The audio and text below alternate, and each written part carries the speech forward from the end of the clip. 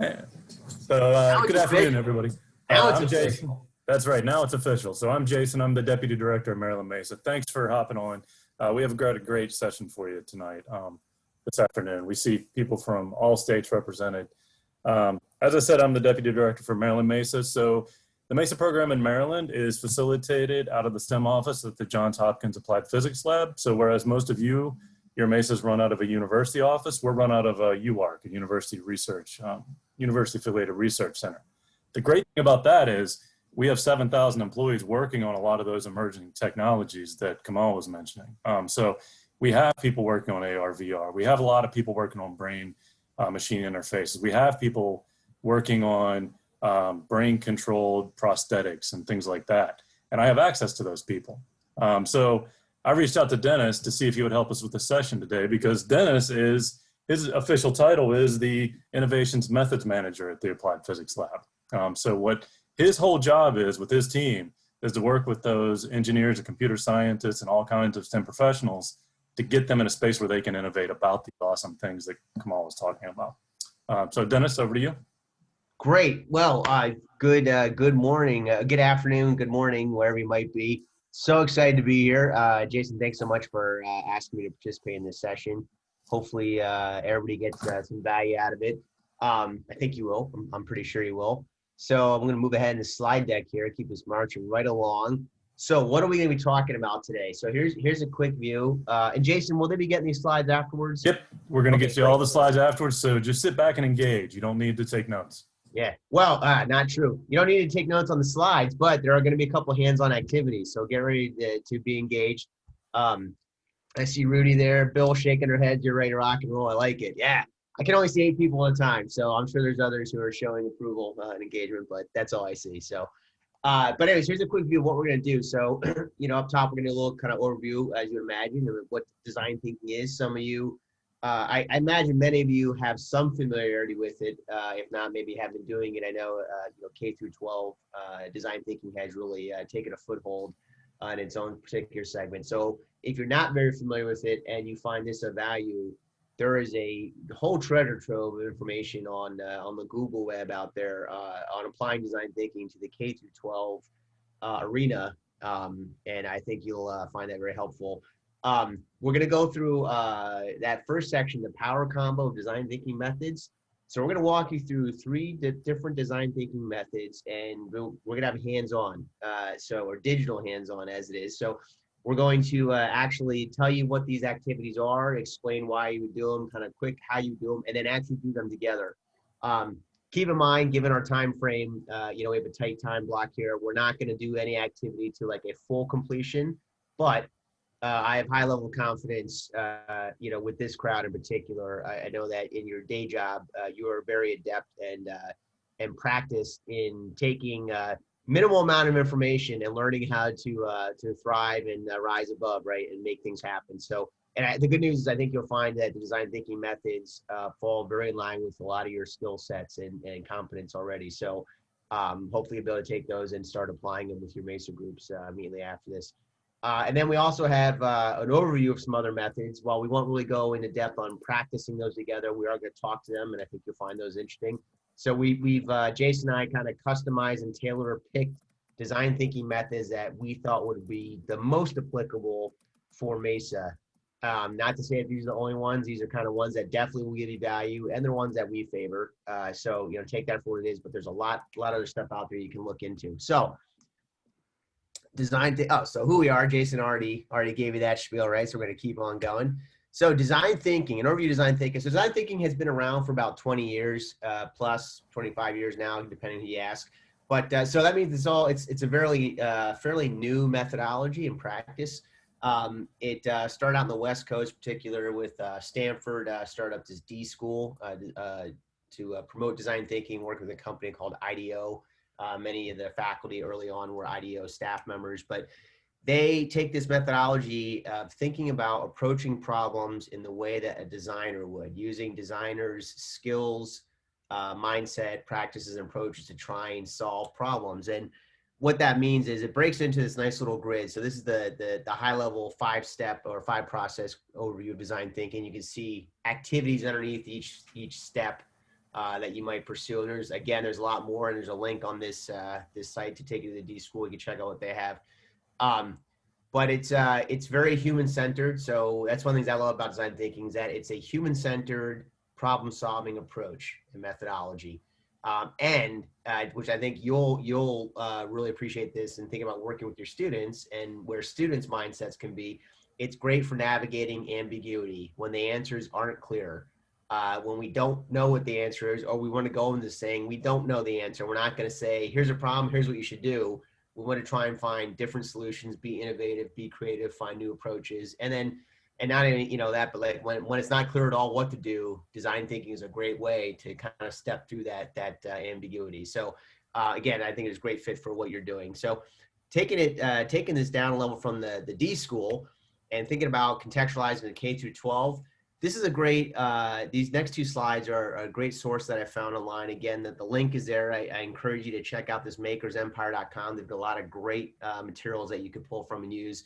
But I thought this is a great visual to kind of take that 5-step process and just make it a little more, break it down, make it a little more, it looks like there's 6, but 1 is a repeat. That's not a step. That's just a yes, no point. But, kind of make it a little more contextualized and thinking about it's human focused, right? And so how you're focusing on the people, how you're empathizing with them, defining problems, how you're working together. It's a highly collaborative methodology and approach, which is another thing that I like about it. I think you'll like when working with your students, and certainly, as you probably are all very aware, like being very collaborative is a in-demand skill set and requirement in the workplace today. So your students, no matter what they're going into, learning how to be not only innovative but collaborative with others is very much in demand. So it aligns well for that. Taking it down even one more level to think about this particular slide, these little cards I thought were great to help contextualize each of the steps and just give you some key questions that,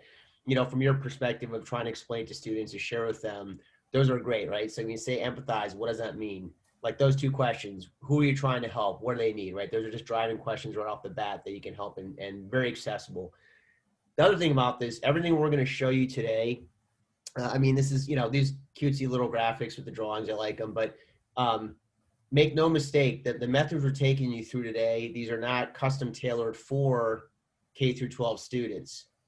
They're applicable in that domain, but these are the same methods that we use at APL. So the things I'm going to take you through, I have used with not only within the lab with engineers and research scientists on work we're doing in either organizational work or internal work, but I've also used these with our sponsors. And for us, our sponsors are the war fighters, the folks in the Navy, in the Marine Corps. I've led workshops with these specific methods with groups of special forces soldiers. So they work, it's the beauty of it. They work up and down the scale no matter where you're at. They're very accessible. They're very simple, but they can be very powerful for helping people collaborate and work through ambiguity to a new set of solutions and ideas.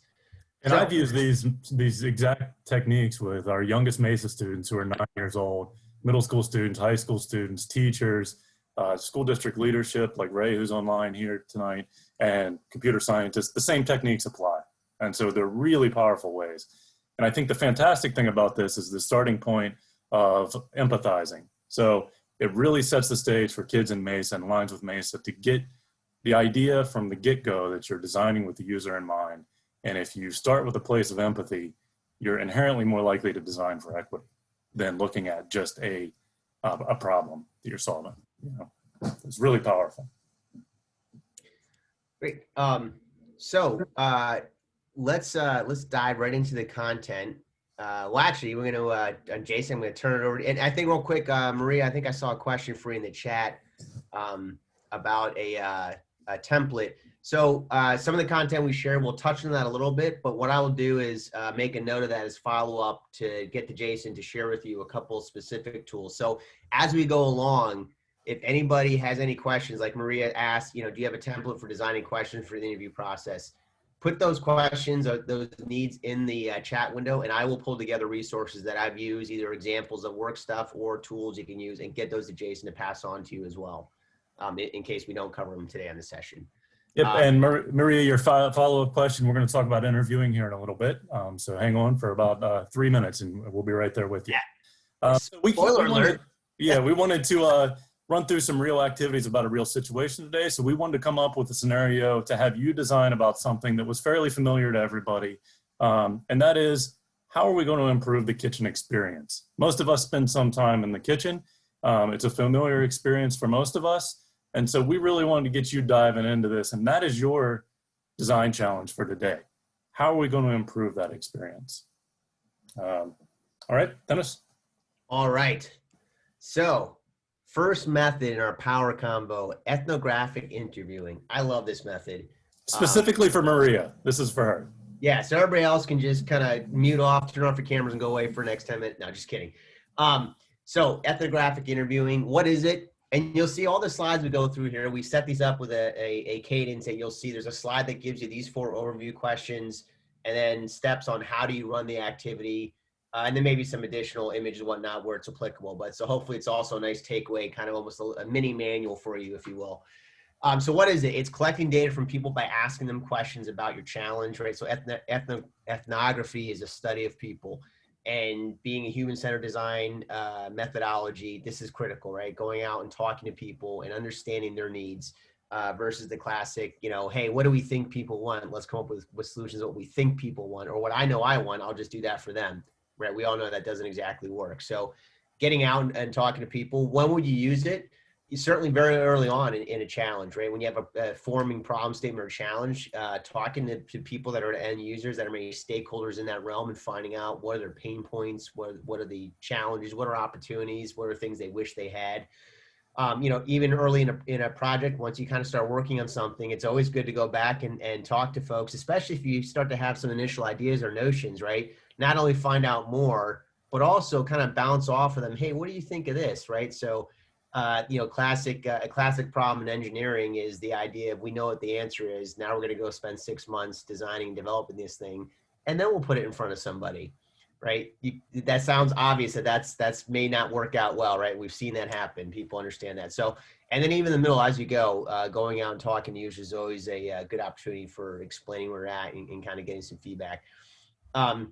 I said, provides you an opportunity to speak to people. We're going to practice the direct classic interviewing method today, but there's different types of ethnography if you start looking into this, where you can, interviewing is one of them, but, walk a mile immersion, where you go and actually sit with somebody, trying to follow somebody's job or experience, whatever it is, and do it with them, see what it's actually like, be in the context, right? Or even fly on a wall where you just observe people, right? This is it's been a while since probably most of us have been on an airplane, but sitting in the airport, right? People watching, or sitting at the mall and people watching, you learn a lot. You learn a lot by being a fly on the wall. So anyway, there's different ways to apply this. So how do you run this activity?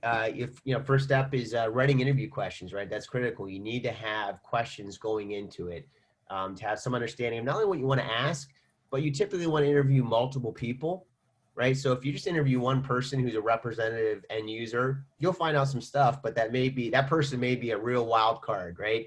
If you interview 5 people, you'll find maybe there's a wild card, but you'll find some different themes and commonalities. But as that approach requires, you should have the same standard tool that you're asking people questions from, right? The same questions repeated over again to kind of find that consistency and explore the same pathways. Doesn't mean you're rigidly set to it. There's always opportunities to go down kind of rabbit holes with people, but have a set tool of questions. Consider what stakeholders would be best suited to answer that question. That takes a little time thinking about who are we trying to serve, who has an interest in this, who might be able to share something. And then writing a set of 5 to 10 interview questions. You don't want to have 2 questions because that's going to be a very minimal exploration, but there's always a tendency to say, oh, well, what about this question and this question? We need 25 questions. That's not an ethnographic interview. That's deep surveying, and that's a whole different thing, right? But having 5 to 10 questions where you can have a rich conversation focused on a topic is kind of the tact of it. Conducting interviews, practice your questions on another participant and vice versa. It's always good to try them out before you actually go use them on people. Ask your questions exactly as you've written them or as best you can for repetition from person to person. And then at the end, consider together what worked and what didn't. And there's a mention in here. We're not going to do it today, but there's an activity called Rose, Thorn, Bud. If you look it up, it's very simple to run, and it's a great way to codify data from an interview. We're going to do it a little bit differently today because we picked a different method that has a broader application. But there's a little teaser for you. So interviewing tips. I think this might get a little bit, not exactly on point, but get a little bit to what Maria was asking. This is critical, right? As anybody who's conducted an interview, you know that it's never as easy as it sounds to go and conduct an interview, whether it's for a job interview or just being a participant on the other end of an interview. So having thoughts about what you're doing, this is great guidance that you can share with your students about, having warm up. Don't just come in right off with your first question when somebody's cold. A little bit of warm up is always good. Introducing yourself, sticking to experience, opinion, or feelings questions, using open-ended questions. I'm not going to read through every single thing here. You can read that and you'll have this afterwards. But the point is, there is a methodology and approach to interviewing, right? It's not just asking questions. It's having thoughtfulness around these different activities and different aspects of it. So interviewing folks. So we are now going to practice doing a little bit of this, and I have a link. I put it in the chat, Dennis. Oh, you got it in the chat? Yep. You're one step ahead of me, man. All right, great. So hit that Jamboard link. If you're not familiar with Jamboard, you probably are. If you're not familiar, it's fairly new to me. It's a great tool to use for digital Canvas kind of collaboration. So what you'll see here is on the first board, no spoilers, don't jump ahead, ethnographic interviewing.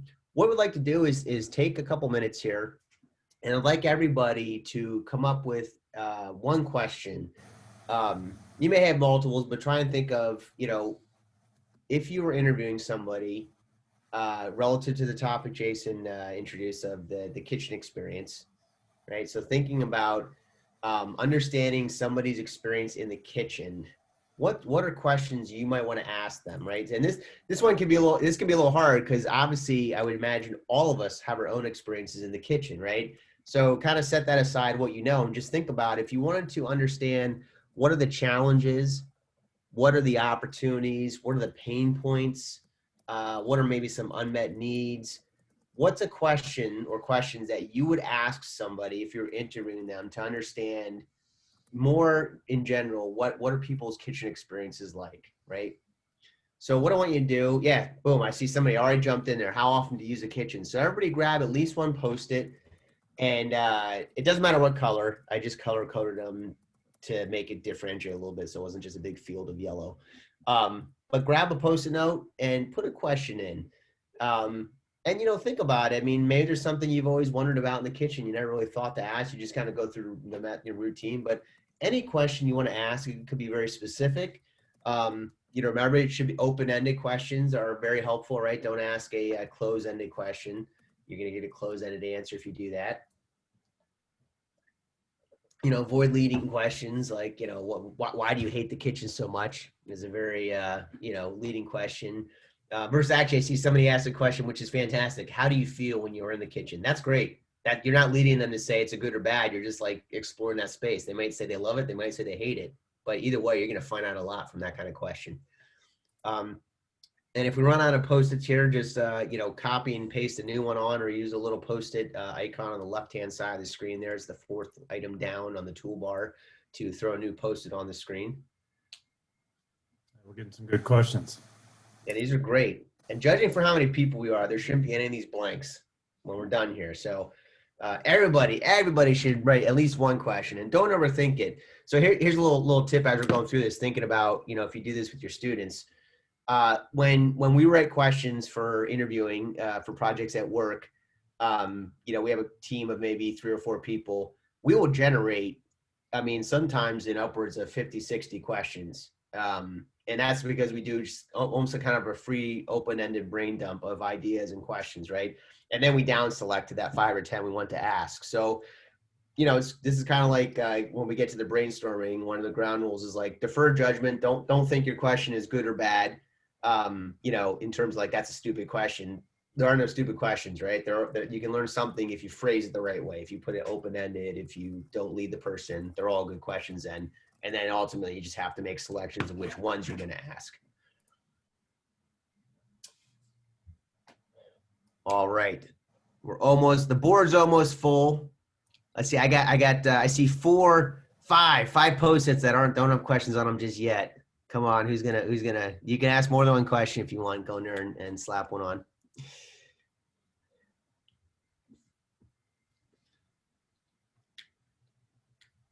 All right. We're just about there. I'm not going to browbeat you until I see people have grabbed those last ones. Thank you. 2 questions, yep.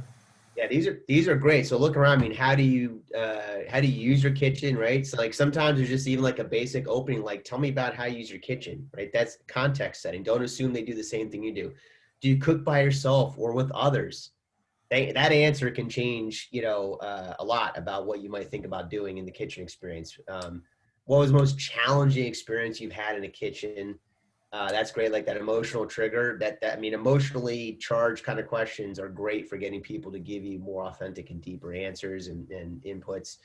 Why did you design your kitchen, like that? That's great, right? So understanding like, why do you have things laid out the way you do? So let's put this into practice. So you probably can't see the funny little slide I put together. Maybe you can now. But we're the ethnographic interviewing. So what I want you to do is I would like 2 volunteers. I need somebody who is going to volunteer to ask questions and somebody who's going to volunteer to answer those questions. And we're going to be pulling from this question list. So there's it's not a test. There's no right or wrong answers. There's no special questions or answer key.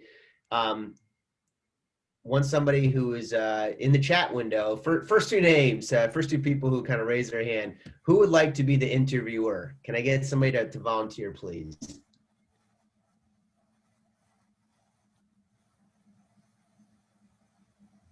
Anybody? Oh, don't make me call on you. I'm telling you, the next half an hour is going to be boring if we all sit in silence and look at each other. All right, Ron. Ron. Awesome. Ron from New Mexico is going to be our interviewer. Thank you, Ron. And who would like to be the interviewee? And again, there's no specialized experience. I trust if you've never been in a kitchen, then don't volunteer because then you're just role playing. I see Maria's hand. Are you volunteering, Maria?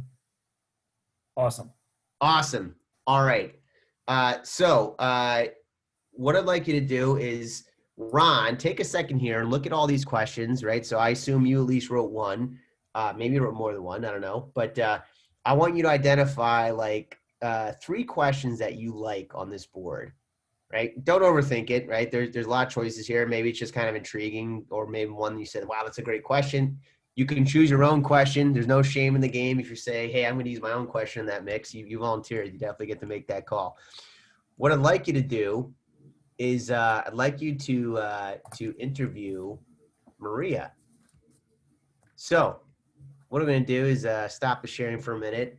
So Ron is going to do a mock interview with Maria. And what I'd like everybody else to do while he is interviewing her, I'd like you to take notes on what she's sharing, what she's saying. And you might say, well, what notes, Dennis? Just pay attention to what she's sharing, right? Anything that's interesting. And when I say interesting, like just that stands out to you, right? That is kind of like, and it could be mundane too, but it just might be like, that's important. That's a fact. This is the way people act. Yeah, I'm not putting you on the spot, Maria, to be, super articulate. And this is not Gordon Ramsay's kitchen experience kind of interview.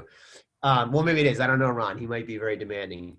But, just take notes. So think about it. If you were interviewing somebody, you're going to get a mix of like very mundane answers of their kitchen experience. And you might get, really interesting, kind of like, oh, I don't do that way. I never even thought about that. That's an interesting note.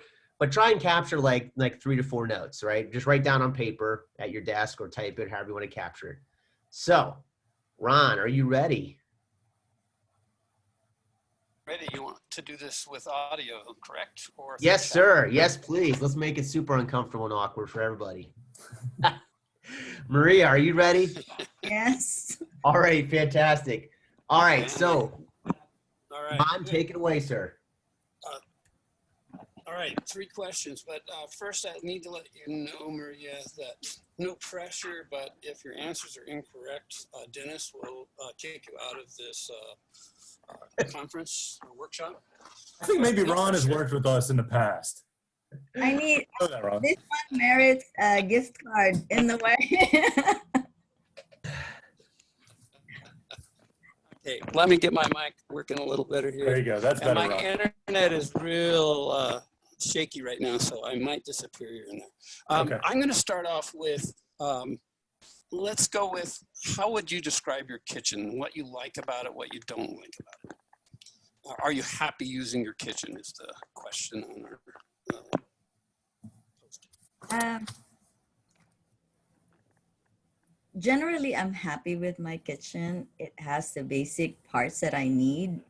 I have a refrigerator, I have a microwave in there, I have a reliable stove and oven. When you turn around, it's not so big and it's just perfect for my size. I'm small.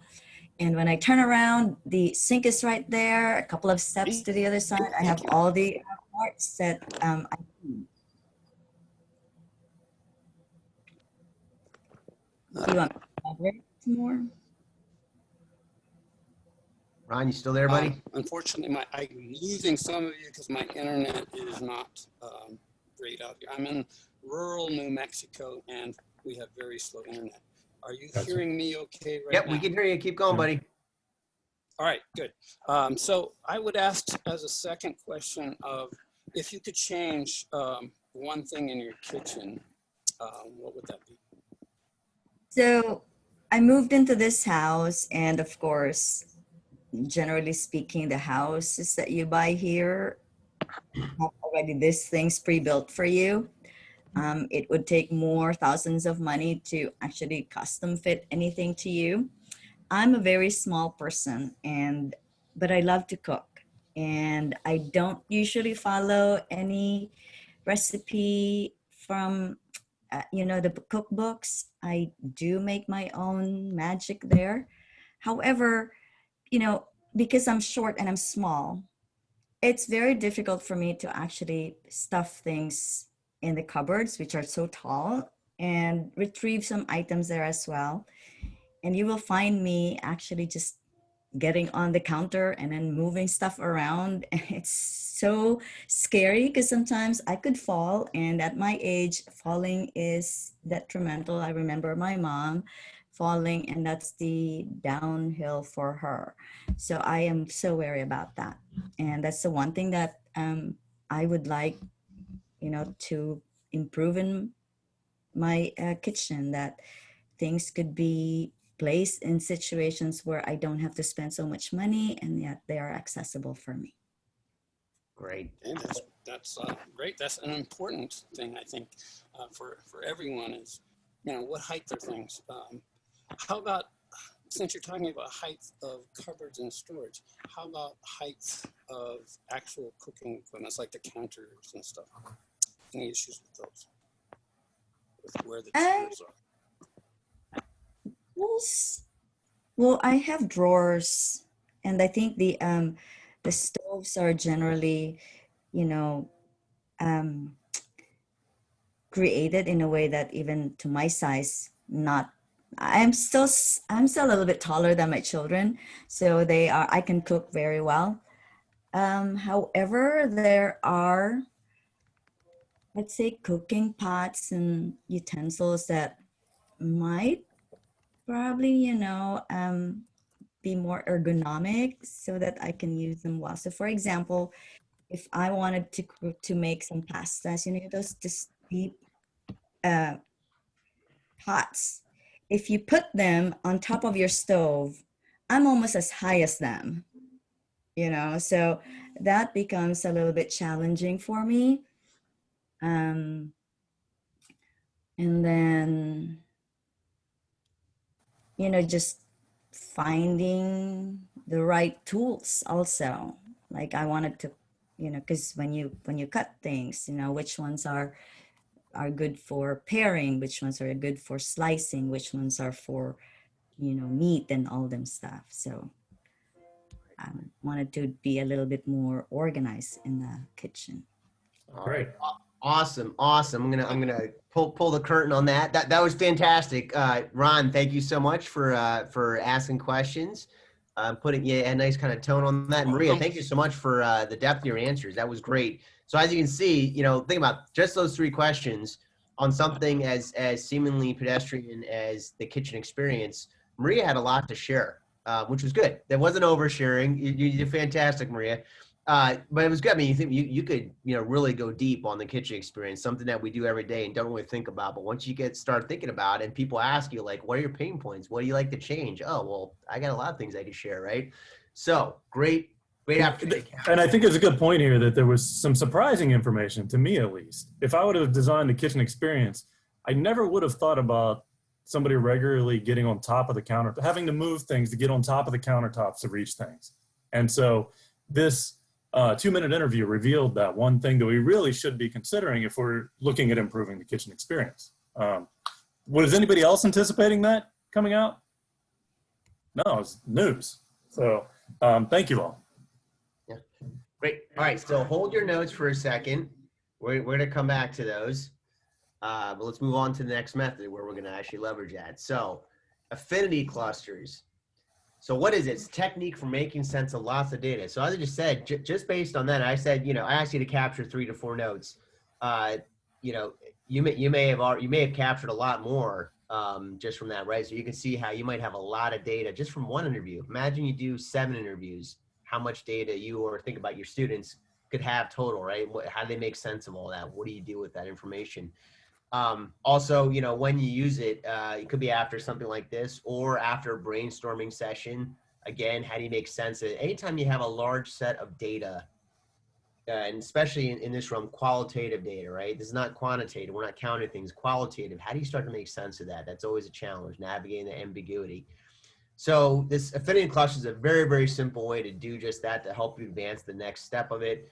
Can help you reveal, themes and patterns in your data. It can facilitate discussion.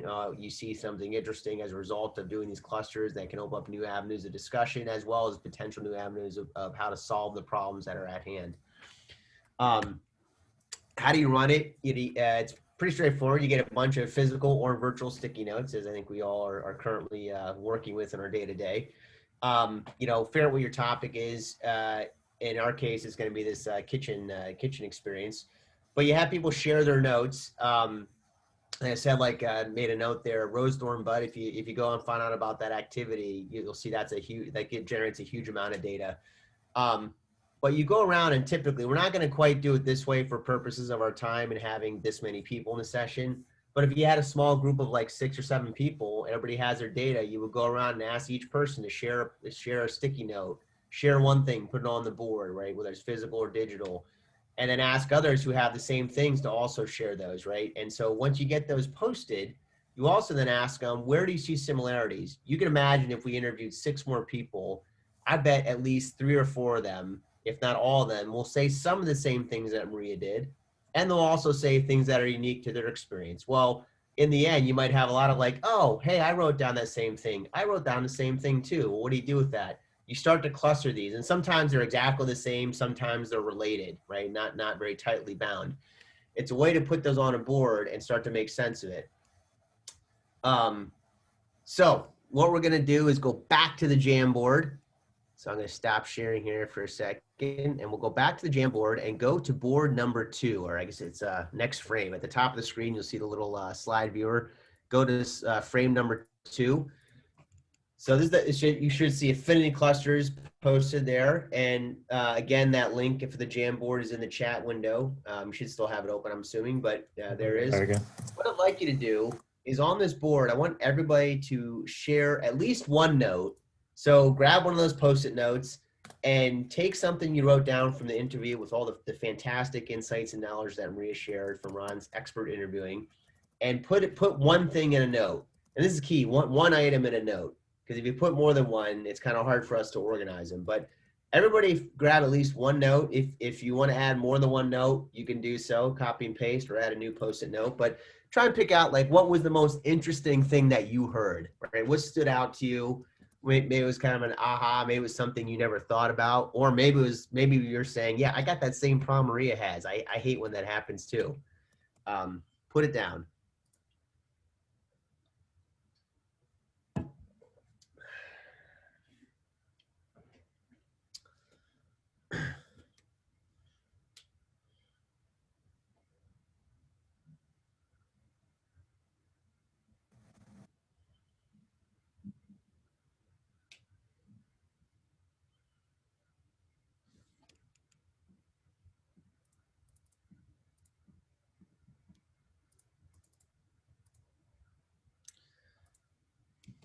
All right, so as we go here, so now I'm gonna just before I say this might get a little chaotic with 33 players on the move here. Obviously, if you had a much smaller team, it would be less chaotic. But what I'd like you to do as we go now is people are posting their notes. Those who've already written your note down, if you look around the board, you see other notes, obviously, that people have added.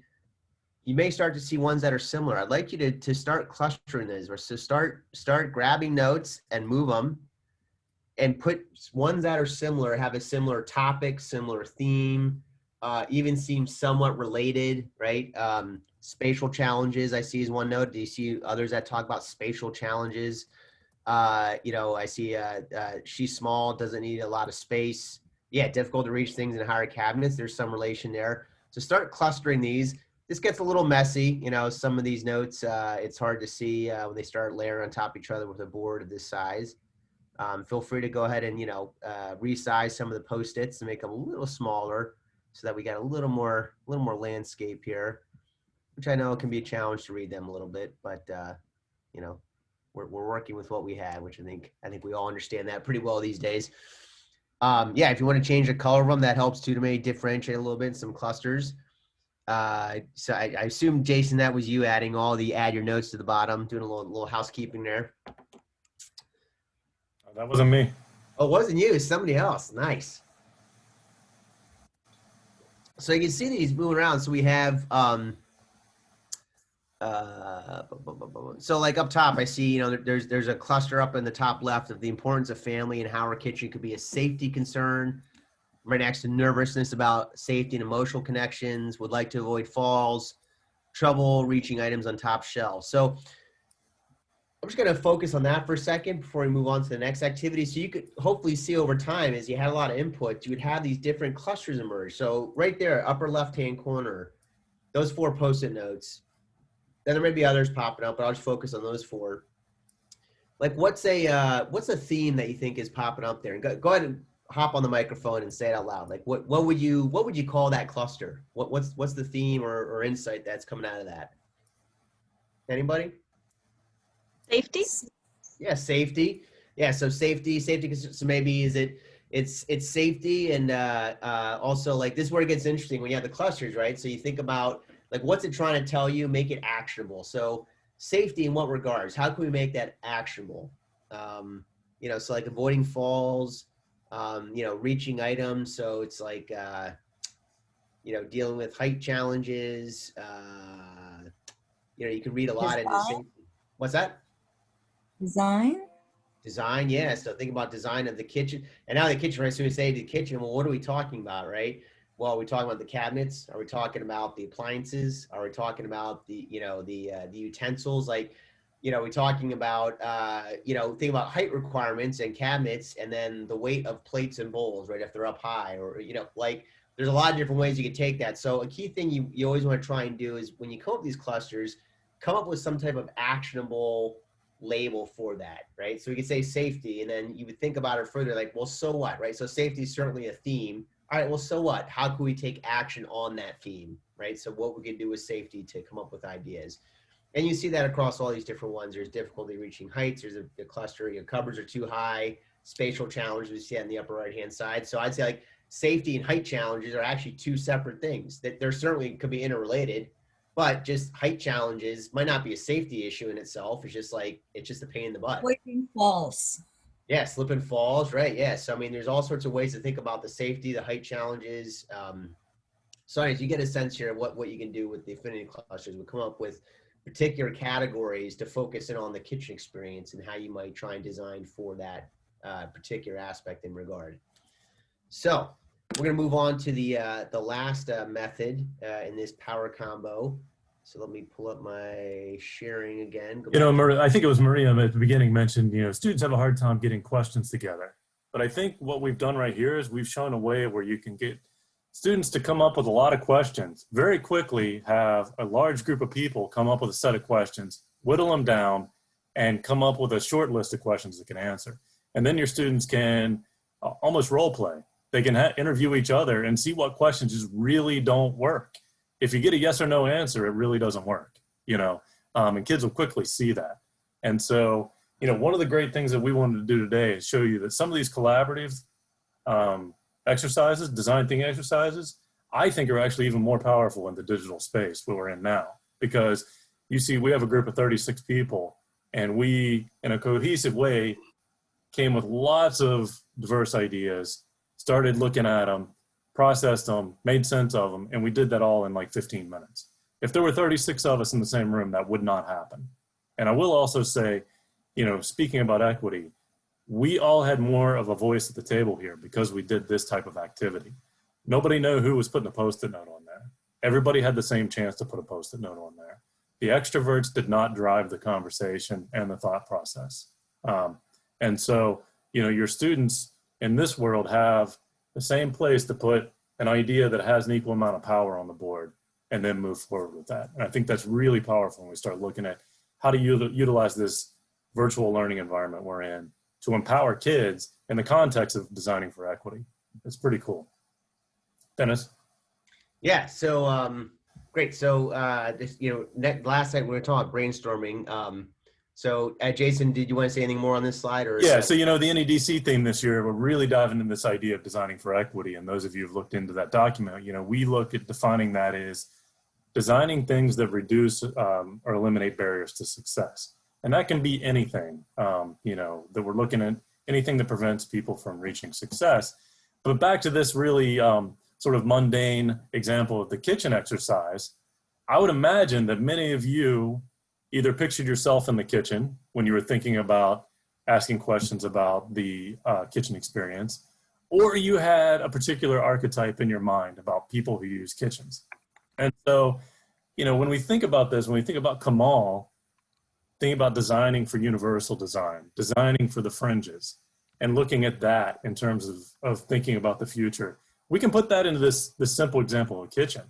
So what I'd like to challenge you to think about now is, how would we design a kitchen to make it a great space to prepare a meal with one functional limb? So, you know, that's probably not a typical kitchen space. So how can we use that space to make it a great experience for performing the act of preparing a meal with one functional limb? There's lots of people in our society that have one functional limb. You think about amputees, of course, but you also think about people who've suffered a stroke. They may have two limbs, but one's functional. You think about a skateboarder who broke her arm. You know, she's temporarily in a cast, can't use that. So let's think about that. So Dennis, let's move forward with that example, designing a kitchen space. Sure. With one functional. So looking at our last method, so as Jason was teeing up, thinking about solutions for that brainstorming. Brainstorming, I think, is a general topic that we're all familiar with that term, right? Generating lots of ideas, but there's a method to that madness that makes it helpful. I think the range of us here have had experiences where you've participated in brainstorms that are not good because there is no structure and there is no guidance, right? It's not just throwing ideas on the wall; it's having some type of structure to it. So it's a free thinking opportunity to put lots of ideas into play, and also without fear of judgment, but with some structure to make it productive. So this slide in particular, this is like a critically important and powerful takeaway. If you've not seen this before, the 7 ground rules for brainstorming. This will change any group brainstorm you've ever done from bad to glad. If you cover these rules, and then sometimes a little bit of reinforcement as you're doing the brainstorm, but oftentimes when you cover these rules, people play the game the way you laid out. Deferring judgment. That means deferring judgment on other people's ideas as well as your own. Just get them into play. You can always down select later. Encouraging wild ideas. You can make an idea crazy on paper, and then when it gets time to make something, you can bring it back to earth. It's a lot harder to say, here's a very concrete pedestrian idea I have. Now let's make it innovative, right? It works much easier the other way. Building on the ideas of others. Hopefully you've already seen some glimpses of that here and what we've been doing, that when people have things that resonate, you kind of go, ooh, yes, and that, right? So improv skills, you probably heard of that. Yes, anding people's ideas, adding to it. And if you have the same idea, that's great. It shows resonance.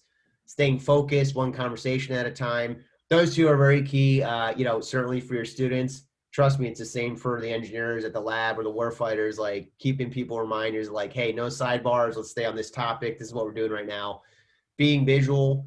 This can be a challenge in the digital realm, I think, the visual part of drawing, right? When you have Post-it notes and Sharpies, you can draw very easily on those. A little harder depending on the tools you have in the digital realm, but adding images, photos to the board can work, and then going for quantity, just churning out lots of ideas. How to do it is pretty straightforward in terms of following the ground rules, having a focused topic, and then getting to it. So as Jason mentioned, we're thinking about this overall premise of improving the kitchen experience, specifically navigating the kitchen space with the use of only one limb. Consider things like preparing, prepping ingredients, preparing a meal, the cleanup and organization post-meal. So what I'd like to do is go to back to the Jamboard, and we're going to do this together on frame number 3. What I'd like you to do is think about that. And I have the ground rules up there on the left, but think about that challenge statement of how might we, improve the kitchen experience for somebody with one limb. And again, you can think about any of those contexts, whether there's, think about chopping and dicing all the ingredients, or even just getting them together, right? Preparing the meal itself, the actual acts of cooking and all the things that might go in that. And what's the meal? We don't know, right? That's okay. But think about the different things you might do. Think about, and then once you're done, all the cleanup and organization of stuff and putting it away. That may seem like a very simple, like, yeah, obviously do that afterwards, but that could be a real challenge, right? For a person with one active limb or one functional limb. So grab a Post-it note on that board and slap an idea in there. Throw an idea into play.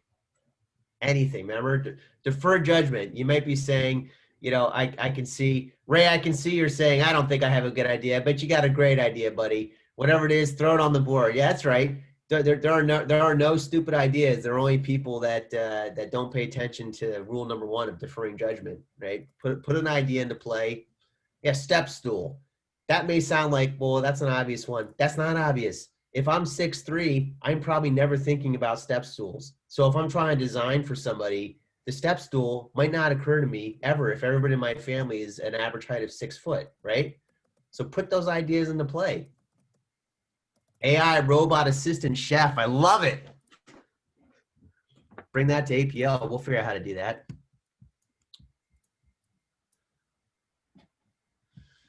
Cabinets that open with a bump. Oh, that's interesting.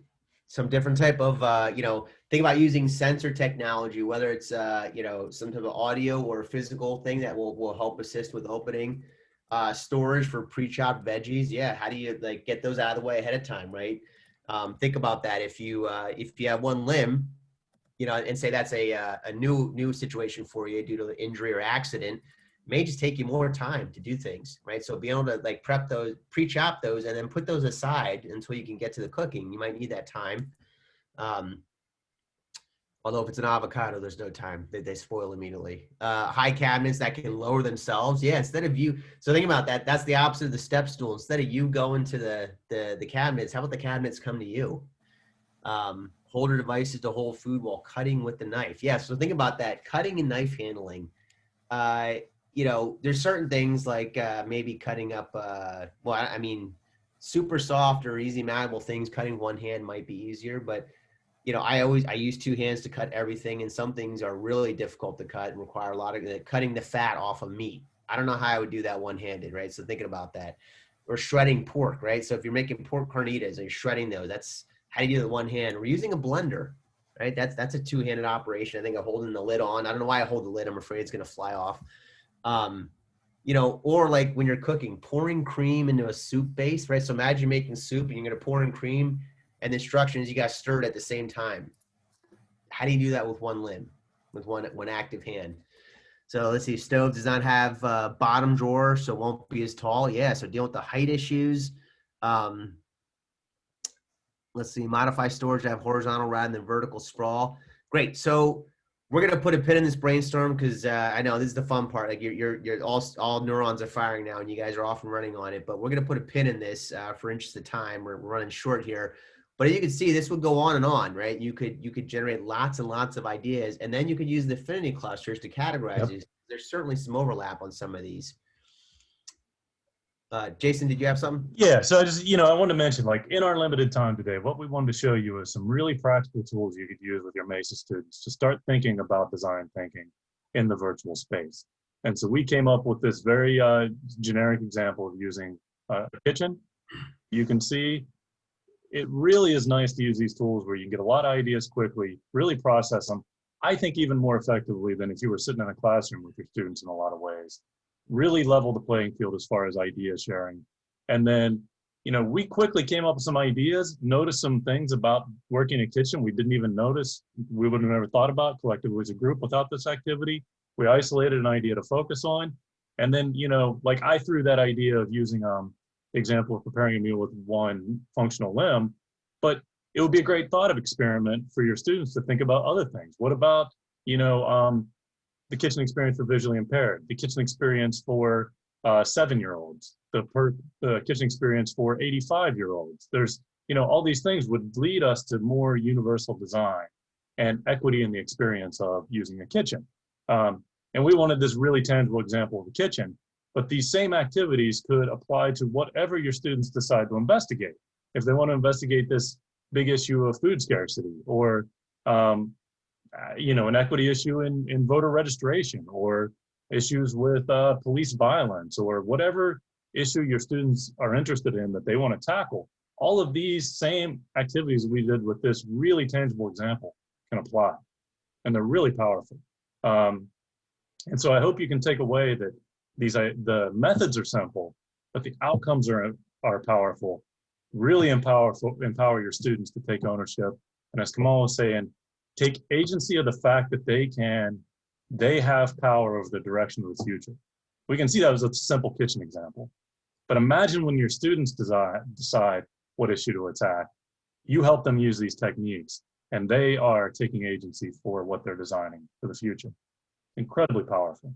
We're running short on time, so what Dennis and I had prepared is we have a whole list of these other techniques you can use. So we're not going to get to go through those, but real quickly with, through the design process with these, we have things on there with like alternative worlds, which is imagining other spaces. So, put yourself in another space, see how that applies to the design you're doing.